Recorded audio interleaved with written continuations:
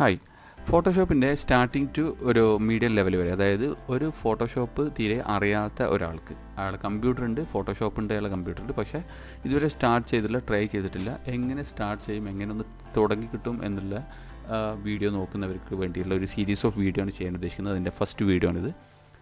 ആദ്യമായി ഈ വീഡിയോയിൽ ഭയങ്കര അഡ്വാൻസ്ഡ് ആയിട്ടുള്ള ലെവലിലൊന്നും ഞാൻ കാണിക്കുന്നില്ല.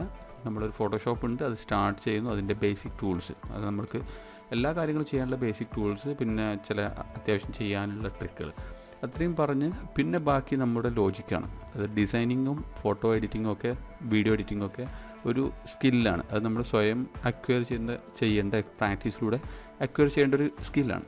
അതുകൊണ്ട് തന്നെ നമുക്കിവിടെ ഫോട്ടോഷോപ്പ് തുടങ്ങുന്ന ഫസ്റ്റ് വീഡിയോ ആണ്, നമുക്ക് നോക്കാം. ആദ്യമായി നമ്മൾ ഇതിലൊക്കെ ഞാനിവിടെ ഉപയോഗിക്കുന്നത് വിൻഡോസ് 10 ആണ്. അപ്പോൾ നമുക്കിൽ സ്റ്റാർട്ട് മെനുവിലൂടെ പോയി സെർച്ച് ചെയ്യുക, അതല്ലെങ്കിൽ അവിടെ സെർച്ച് വിൻഡോയിൽ ഫോട്ടോഷോപ്പ് എന്നടിക്കുക.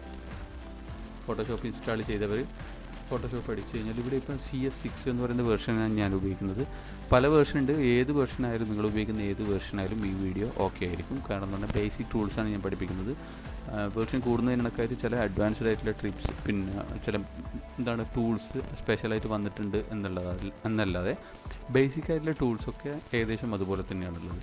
അപ്പോൾ സ്റ്റാർട്ടിങ്ങിൽ ഞാൻ ഫോട്ടോഷോപ്പ് സ്റ്റാർട്ട് ചെയ്യുന്നു, ക്ലിക്ക് ചെയ്യുന്നു. ഫോട്ടോഷോപ്പ് പൊതുവേ കുറച്ച് മെമ്മറി യൂസ് ചെയ്യുന്ന ഒരു സോഫ്റ്റ്വെയറാണ്, അതായത് ഗ്രാഫിക്സ് യൂസ് ചെയ്യുന്നതുകൊണ്ട് തന്നെ. അതുകൊണ്ട് നമ്മൾ ശ്രദ്ധിക്കേണ്ടതെന്ന് പറഞ്ഞാൽ, ലാപ്ടോപ്പിലൊക്കെയാണ് ചെയ്യുന്നതെങ്കിൽ, ബാറ്ററിയിലാണ് യൂസ് ചെയ്യുന്നതെങ്കിൽ, നിങ്ങൾ സിനിമ കാണാൻ ലാപ്ടോപ്പ് 2 മണിക്കൂർ ബാക്കപ്പ് കിട്ടുന്ന ലാപ്ടോപ്പ് ആണെങ്കിൽ ഒരു പക്ഷേ ഫോട്ടോഷോപ്പ് ഉപയോഗിക്കുന്നെങ്കിൽ 1 മണിക്കൂറോ അതിൽ താഴെയൊക്കെ കിട്ടുള്ളൂ. അപ്പോൾ അത് ശ്രദ്ധിക്കുക. ഏതായാലും ഇവിടെ ഇപ്പം വിൻഡോസിൽ എൻ്റെ ഫോട്ടോഷോപ്പ് ഓപ്പൺ ആക്കുമ്പോൾ ഇങ്ങനെ വന്നത്, പക്ഷേ നിങ്ങൾക്ക് ഇങ്ങനെ ആവണമെന്നില്ല സ്റ്റാർട്ടിങ്ങിൽ തന്നെ. അതിൻ്റെ ഒരു കാരണം എന്ന് പറഞ്ഞാൽ, ഫോട്ടോഷോപ്പിൽ മെനുവിൽ ഒരുപാട് ലേയേഴ്സ് ഉണ്ട്. വിൻഡോസ് ഓപ്പൺ ആക്കിയിടാനുണ്ട്, ഒരുപാട് ചെറിയ ചെറിയ വിൻഡോസ് ഓപ്പൺ ആക്കിയിടാനുണ്ട്. നമ്മളിവിടെ വിൻഡോസിലേക്ക് പോവുകയാണ്. വിൻഡോസ് F7 എന്ന് പറഞ്ഞിട്ടൊരു ലെയർ ഉണ്ട്. അത് നമുക്ക് മിക്ക സമയത്തും നമുക്ക് ചെയ്യേണ്ടി വരുന്ന കാണേണ്ടി വരുന്ന ഒരു ലെയറാണ് വിൻഡോ. അത് ഓണാക്കിയിരുന്നു, ആ വിൻഡോസ് അവിടെ ഓണാക്കിയിട്ടുണ്ട്. അതുപോലെ തന്നെ നമുക്ക് കളർ ലെയേഴ്സ് ഉണ്ട്. അങ്ങനെ ഒരുപാട് ലെയേഴ്സ് നമ്മൾക്കിവിടെ ഓപ്പൺ ആക്കിയിട്ട് ഇടാം. അത് വേണ്ടെങ്കിൽ നമുക്ക് ഓഫാക്കിയിടാം. ഇത് ടെക്സ്റ്റ് ആയിട്ട് ബന്ധപ്പെട്ട സാധനങ്ങൾ വേണമെങ്കിൽ അത് ചെയ്യാം. അത് നമുക്ക് ഓഫാക്കിയിട്ടിടാം, വേണ്ടെങ്കിൽ ഓഫാക്കിയിടാം, അല്ലെങ്കിൽ ആ സമയത്ത് ഓണാക്കാം. അതിൻ്റെ ടൂൾസ് പഠിച്ചു വെക്കാം. ഓക്കെ. അതുപോലെ തന്നെ നമ്മുടെ ഇടത് ഭാഗത്ത് നമുക്ക് ടൂൾസ് ഉണ്ട്, ടൂൾസ് മെനു ഉണ്ട്. അത് നമുക്ക് എടുത്ത് ഏത് ഭാഗത്തേക്കും മാറ്റാം. ഇപ്പം ഏത് ഡിഫോൾട്ടായിട്ട് അടുത്ത ഭാഗത്ത് തന്നെ ഉണ്ടാവുക. അത് ഓഫാക്കണമെന്നുണ്ടെങ്കിലും ടൂൾസിന് ഓഫായി കിടക്കുകയാണെങ്കിൽ നമ്മൾ വിൻഡോസിൽ ടൂൾസ് പോയിട്ട് നമുക്കത് അവിടെ പോയി ഓപ്പൺ ആക്കാവുന്നതാണ്. ഓക്കെ. ഇനി നമ്മൾ വിൻഡോസ് ഫോട്ടോഷോപ്പിനെ കുറിച്ച് പഠിക്കുമ്പോൾ ലേയേഴ്സിനെ കുറിച്ച് ഞാൻ പിന്നീട് പറയാം. ലേയേഴ്സ് ഉണ്ട്, അതേപോലെ തന്നെ നമ്മുടെ ടെക്സ്റ്റ് ടൈപ്പിംഗ് ടൂള്, പിന്നെ കട്ടിങ് ടൂള്, എഡിറ്റിംഗ് ടൂള്, പിന്നെ കളർ മാറ്റുന്നതും അങ്ങനെയുള്ള ഇറേസിങ് ടൂൾ, അങ്ങനെ ഒരുപാട് നമ്മൾ പഠിച്ച പിന്നെ മൈക്രോസോഫ്റ്റിൻ്റെ പെയിൻറ്റിൽ ഉപയോഗിക്കുന്ന ഒരുപാട് കാര്യങ്ങൾ, പക്ഷേ അതിൻ്റെ അഡ്വാൻസ്ഡ് ലെവലിലാണ് ഇതിലുള്ളത്. ഫോട്ടോഷോപ്പ് എന്ന് പറയുന്നത് നിങ്ങൾക്കറിയാം, വളരെ കാലങ്ങളായിട്ട് ഫോട്ടോ എഡിറ്റിംഗ് മേഖലയിലെ ഏറ്റവും one of the best software ആണ്. പഠിക്കുക എന്ന് പറയുന്നത് വളരെ ഈസിയാണ്. ഒന്ന് തുടങ്ങിക്കിട്ടാൻ മാത്രമേ പാടുള്ളൂ. തുടങ്ങിക്കിട്ടിയാൽ വളരെ ഈസിയായിട്ട് പഠിച്ചെടുക്കുന്നതാണ്. ഇതിൽ നമ്മൾക്കിപ്പോൾ ചെയ്യാവുന്നതെന്ന് പറഞ്ഞാൽ, നമ്മളൊരു ഏതെങ്കിലും ഒരു ഫോട്ടോ ഓപ്പൺ ആക്കിക്കൊണ്ട് നമുക്ക് അതിൻ്റെ എക്സ്പെരിമെൻറ്റ് ചെയ്യാം. ഓരോ ടൂൾസും എക്സ്പെരിമെൻറ്റ് ചെയ്യാം. നമ്മൾ ഒരു ഫ്രീ ഫോട്ടോസ് നമുക്ക് വേണമെങ്കിൽ, ഫ്രീ ഫോട്ടോസ് നമുക്ക് ഡൗൺലോഡ് ചെയ്യണമെങ്കിൽ നമ്മൾ ഓൺലൈൻ സൈറ്റ് ബ്രൗസർ ഓണാക്കുക. ഇവിടെ പിക്സ് ആപ്പ് എന്ന് പറഞ്ഞിട്ടുള്ള സൈറ്റ് ഓണാക്കുക. സൈറ്റ് ഓണാക്കുന്നു. അതിൽ ഞാനിപ്പം ആനിമൽസ് ആണ് സെർച്ച് ചെയ്യുന്നു. വേറെ ആനിമൽസ് ഒരുപാട് ഫോട്ടോസ് ഉണ്ട്. ഞാൻ ഈ പക്ഷിയെ ഈ ഫോട്ടോ നമുക്കൊന്ന് ഡൗൺലോഡ് ചെയ്തെടുക്കാം. ഫ്രീ ഡൗൺലോഡ് ഉണ്ട്. ഏറ്റവും ഹൈ റെസൊല്യൂഷൻ. ശ്രദ്ധിക്കുക, ഫോട്ടോഷോപ്പ് ചെയ്യുന്നവർ അറിഞ്ഞിരിക്കേണ്ട മറ്റൊരു കാര്യമാണ് റെസൊല്യൂഷൻ. അതായത് ഇതിൻ്റെ റെസൊല്യൂഷൻ 640x426 ആണ്. 51 KB സൈസുള്ളൂ. റെസൊല്യൂഷൻ കൂടുന്നതിനൊക്കെയായിട്ട് സൈസ് കൂടി വരും. ഇവിടെ ഇപ്പം എല്ലാം JPG ഫയലാണ്, ശ്രദ്ധിക്കുക. അപ്പം ഇതിനെങ്ങനെ കൺസിഡർ ചെയ്യാം എന്നുള്ളത്, നമുക്ക് നമ്മുടെ സ്ക്രീനിൽ കാണാനാണെങ്കിൽ നമുക്ക് ചെറിയ റെസൊല്യൂഷൻ ആയാലും വലിയ കുഴപ്പമില്ല. കാരണം നമ്മളൊരു കമ്പ്യൂട്ടർ സ്ക്രീന് 72 dpi അങ്ങനെയുള്ള റെസൊല്യൂഷൻ ആയാലും അത്യാവശ്യം കാണും. DPI എന്ന് പറഞ്ഞാൽ ഡോട്ട്സ് പെർ ഇഞ്ച് എന്ന് പറയുന്ന വേർഡിംഗ് ആണ്. അതായത് നമ്മളിപ്പം 2000 × 3333 അതായത് 2333 റെസൊല്യൂഷൻ എന്ന് പറയുന്നത്. അതിൻ്റെ രണ്ടിനെയും 2000-നും 1333-നും ഡിവൈഡ് ചെയ്താൽ നല്ല ഹൈ ക്വാളിറ്റി പ്രിൻ്റ് എങ്ങനെ ചെയ്യാമെന്ന് നോക്കണമെങ്കിൽ 2000-നെയും 1333-നെയും നമ്മൾ 300 കൊണ്ട് ഡിവൈഡ് ചെയ്യാം. 300 കൊണ്ട് ഡിവൈഡ് ചെയ്യുമ്പോൾ നമുക്ക് എത്രയാണോ സൈസ് കിട്ടുന്നത് ആ സൈസിൽ നമുക്ക് ഹൈ ക്വാളിറ്റിയിൽ പ്രിൻ്റ് ചെയ്യാം. അതിനെക്കുറിച്ച് പിന്നീട് പറയാം. ഇപ്പം ഞാനിത് ഹൈ റെസൊല്യൂഷനിൽ തന്നെ ഡൗൺലോഡ് ചെയ്യാം. ഞാൻ ആ ഡൗൺലോഡ് ചെയ്ത ഫോട്ടോ ഓപ്പൺ ചെയ്യുകയാണ്. അത് ഡൗൺലോഡ് എന്ന് പറയുന്ന ഫോൾഡറിലേക്കാണ് പോയിട്ടുള്ളത്. ഫിഷർ ഓപ്പൺ ആക്കി. ഇവിടെ ഓപ്പൺ ഇമേജ് അടിക്കാം. ഇപ്പോൾ നമ്മുടെ ഫോട്ടോഷോപ്പിൽ നമ്മൾ ഓപ്പൺ ആക്കിയിട്ടുണ്ട്. ഓക്കെ, ഒരു ഫോട്ടോ എഡിറ്റിങ്ങിന് വേണ്ടിയിട്ട് ഓപ്പൺ ആക്കുന്ന മെത്തേഡ് അറിയാലോ. ഫയൽ ഓപ്പൺ, പിന്നെ എവിടെയാണ് ആ ഫോട്ടോ ഉള്ളത് അവിടെ നിന്ന് ഓപ്പൺ ആക്കുന്നത്.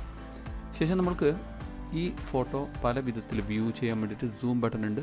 നമുക്ക് ഓരോ പ്രാവശ്യം ക്ലിക്ക് ചെയ്യുന്നതിനിടയ്ക്ക് സൂം ചെയ്ത് നോക്കാം എത്ര ഹൈ റെസൊല്യൂഷനാണോ. ഹൈ റെസൊല്യൂഷൻ ഫോട്ടോസ് ആണെങ്കിൽ നമ്മൾ പരമാവധി സൂം ചെയ്താലും നമുക്ക് ഫോട്ടോ ബ്ലർ ആവില്ല. അതേസമയം ഞാനിപ്പോൾ റൈറ്റ് ക്ലിക്ക് ചെയ്ത് ഫിറ്റ് ടു സ്ക്രീൻ അടിക്കണം. അതേസമയം റെസൊല്യൂഷൻ കുറഞ്ഞതാണെങ്കിൽ, ഒരു പരിധി വരെ റെസൊല്യൂഷൻ കുറഞ്ഞതാകുമ്പോൾ എന്ത് ചെയ്യുമെന്ന് പറഞ്ഞാൽ ഈ ഫോട്ടോ ബ്ലറായി പോകും. അതിൻ്റെ എഡ്ജസൊക്കെ ബ്ലറാവും. ഇപ്പം ഒരുപാട് സൂം ചെയ്യുമ്പം ഇത് ബ്ലറാകുന്നുണ്ട്, കാരണം അത് അത്ര ഹൈ റെസൊല്യൂഷൻ എന്ന് പറയാൻ പറ്റില്ല. ഓക്കെ, റൈറ്റ് ക്ലിക്ക് ചെയ്യാം, ഫിറ്റ് ടു സ്ക്രീൻ ആക്കുന്നു.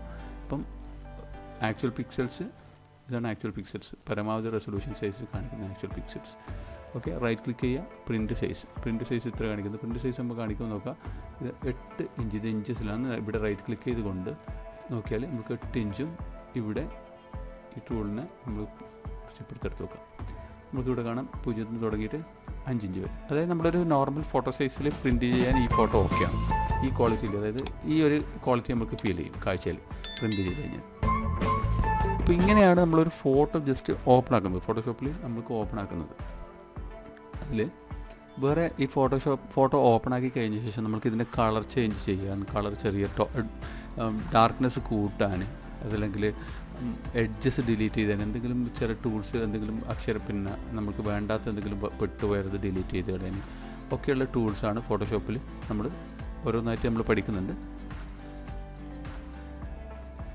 ഇതിലിപ്പോൾ നമ്മൾ ഫോട്ടോ ഓപ്പൺ ആക്കുന്നതും ഫോട്ടോ വെറുതെ സൂം ചെയ്യുക, വ്യൂ ആണ് നമ്മൾ നോക്കിയത്. ഫിറ്റ് ഓൺ സ്ക്രീൻ അടിച്ചു. ഇനി ഇതിൻ്റെ റെസൊല്യൂഷൻ, ഇത് എത്ര സൈസ് ഉണ്ട് നമ്മൾ അവിടെ നോക്കിയിട്ടുണ്ടായിരുന്നു. ആ റെസൊല്യൂഷൻ ഫോട്ടോഷോപ്പിൽ എങ്ങനെ കാണാം എന്നുള്ളത് നോക്കാം. ആദ്യം തന്നെ ഒരു ഫോട്ടോ ഓപ്പൺ ആക്കിയാൽ അത് ഹൈ ക്വാളിറ്റി ആണോ, നല്ല അത്യാവശ്യം പ്രിൻ്റ് ക്വാളിറ്റി ആണോ എന്നറിയാൻ വേണ്ടിയിട്ട് അതിന് നമ്മൾ ഇമേജിലേക്ക് പോവാം. ഇമേജ് സൈസ് എടുക്കുക. ഇമേജ് സൈസ് എടുത്തു കഴിഞ്ഞാൽ ഇവിടെ കാണിക്കുന്നത് 240 പിക്സൽസ് പെർ ഇഞ്ചിലാണ് കാണിക്കുന്നത്. 250 മുതൽ 300 വരെയൊക്കെ പ്രിൻറ്റിങ്ങിന് ഓക്കെയാണ്. പക്ഷേ ബെസ്റ്റ് ഐഡിയൽ എന്ന് പറയുന്നത് 300 പിക്സൽസ് പെർ ഇഞ്ചാണ്. 300 പിക്സൽസ് പെർ ഇഞ്ച് എന്ന് പറയുമ്പോൾ ഇതുണ്ടോ, ഇവിടെ ഫോട്ടോ ഓട്ടോമാറ്റിക്കായി നമ്മൾ വീതിയും നീളവും നമ്മൾ ഓട്ടോമാറ്റിക്കായിട്ട് അഡ്ജസ്റ്റ് ചെയ്ത് പോവുകയാണ്. ഓക്കെ, അതുകൊണ്ട് തന്നെ ഇവിടെ ഇപ്പം നമ്മൾ സൈസ് മാറ്റുന്ന കണക്കായിട്ട് ഇപ്പം 6.6 ഇഞ്ച് വീതിയും 4.4 ഇഞ്ച് ഹൈറ്റിലും പ്രിൻറ്റ് ചെയ്യാൻ ഈ ഫോട്ടോ വളരെ ഓക്കെയാണ്. കാരണം 300 റെസൊല്യൂഷൻ ഇട്ടാൽ എത്രയാവും. പിന്നെ ഫോർ എക്സാമ്പിൾ നോക്കാം, 600 റെസൊല്യൂഷൻ ഇത് പ്രിൻറ്റ് ചെയ്യാൻ പറ്റുമോ നോക്കിയാൽ അത് അതിൻ്റെ ചെറുതിയായി മാറും. 600 റെസൊല്യൂഷനൊക്കെ പ്രിൻറ്റ് ചെയ്യുകയാണെങ്കിൽ അതിൻ്റെ ആവശ്യമില്ല, എന്നാലും ഞാൻ കാണിക്കാൻ വേണ്ടി പറയുകയാണ്. അപ്പം 3 ഇഞ്ചിലേ കിട്ടുള്ളൂ. ഇനി അത്യാവശ്യം ബ്ലറായിക്കോട്ടെ, 150 പിക്സൽ മതിയെങ്കിൽ 13x6 ഇഞ്ച്, 8 ഇഞ്ച് ഹൈറ്റും 13 ഇഞ്ച് വീതിയിൽ നമുക്ക് പ്രിൻറ്റ് ചെയ്യാം ഈ ഫോട്ടോ. പക്ഷേ കുറച്ച് ഒരു ബ്ലറായിരിക്കും, ഫോട്ടോ അത്ര ഷാർപ്പായിരിക്കില്ല. അതാണ് ഇമേജ് സൈസ്. ഇമേജ് സൈസും ക്യാൻവാസ് സൈസും തമ്മിൽ നമുക്ക് കൺഫ്യൂഷൻ ആവരുത്. കൺട്രോൾ +, കൺട്രോൾ - പ്രസ് ചെയ്തിട്ട് അടിച്ചുകൊണ്ട് നമുക്ക് എന്ത് ചെയ്യാം, ഫോട്ടോ വ്യൂ, നമ്മുടെ ഫോട്ടോഷോപ്പിലുള്ള വ്യൂവിന് +- അടിക്കാം. അങ്ങനെ വലുതും ചെറുതുമാക്കി കാണാനുള്ള ഓപ്ഷൻ ഉണ്ട്. ഓക്കെ, ഇനി സൂം ബട്ടൺ ക്ലിക്ക് ചെയ്തുകൊണ്ട് നമുക്കൊരു ഏരിയ മാത്രം നമുക്ക് എന്ത് ചെയ്യാം, സൂം ചെയ്തുകൊണ്ട് പോകാം. കണ്ടില്ലേ? ഇനി നമുക്ക് ഞാൻ പറഞ്ഞു ഫോട്ടോ ഇമേജ് സൈസും ഫോട്ടോ ക്യാൻവാസ് സൈസും ഡിഫറെൻ്റ് ആണ്.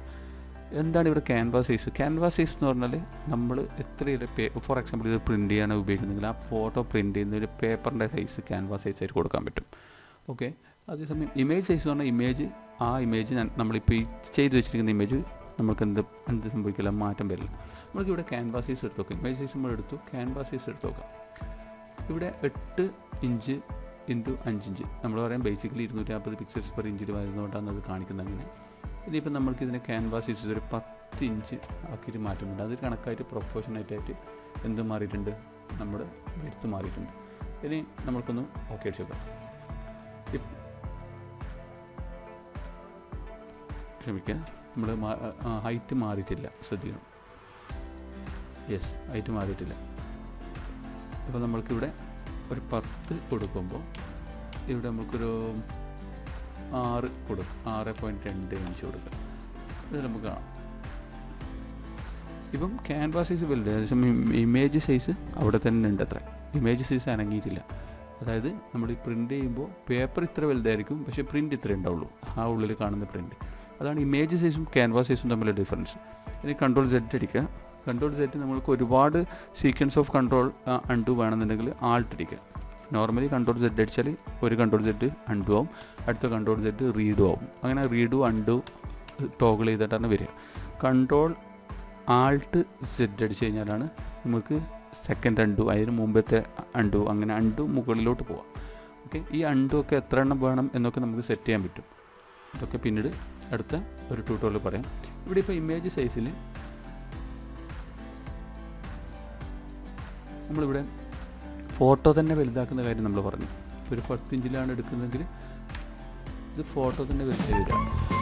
ഇമേജ് സൈസ് നോക്കിയാൽ മതി. ഇപ്പം 10 ഇഞ്ചായി, 200 റെസൊല്യൂഷനിലേക്ക് കുറഞ്ഞു. അപ്പം അവിടെ സൈസാണ് വലുതാകുന്നത്. പക്ഷേ ക്യാൻവാസ് മാറ്റുമ്പോൾ, ക്യാൻവാസ് ചേഞ്ച് ചെയ്യുമ്പോൾ നമ്മൾക്ക് വരുന്നത് പേപ്പർ സൈസാണ്. ഫോട്ടോ അങ്ങനെ തന്നെ വെക്കും. അപ്പം അടുത്ത കുറച്ച് ടൂൾസ് അടുത്ത വീഡിയോയിൽ കാണാം. Thank you.